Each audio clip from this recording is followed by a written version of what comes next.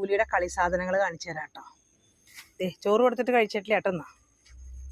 എവിടെ നിന്നൊക്കെയോ എന്തൊക്കെയോ ഒരു കവറുകൾ, ചവിട്ടി, ബാഗ്, പിന്നെ ചകിരി, എന്താ പറയുക, മടൽ, അത് വലിയ ഇഷ്ടമാട്ടാ. കണ്ടോ, ഇതൊക്കെ കടിച്ച് പറിച്ച് കളിക്കലാണ് അവളുടെ പണി. കണ്ടോ, എന്നെ കാണിച്ചു തരികയാണ്, ഇങ്ങനെയൊക്കെയാണ് ഞാൻ കളിക്കുകയെന്ന്.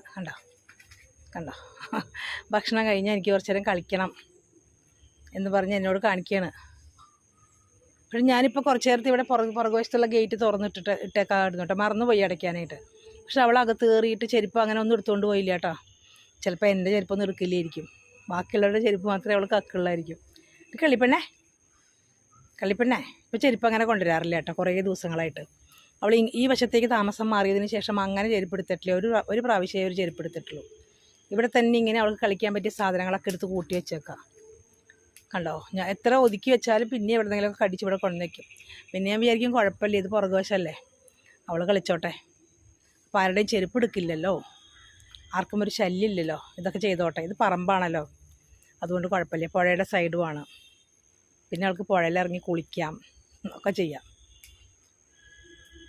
ജൂലിക്കുട്ടി, ഞാൻ പോണു കേട്ടോ. ഭക്ഷണം കഴിച്ചപ്പോൾ ഉറുമ്പ് വരും ഇതിൽ. കണ്ടോ, മീനിൻ്റെ കഷ്ണങ്ങളൊക്കെ പൊറുക്കി തിന്നു.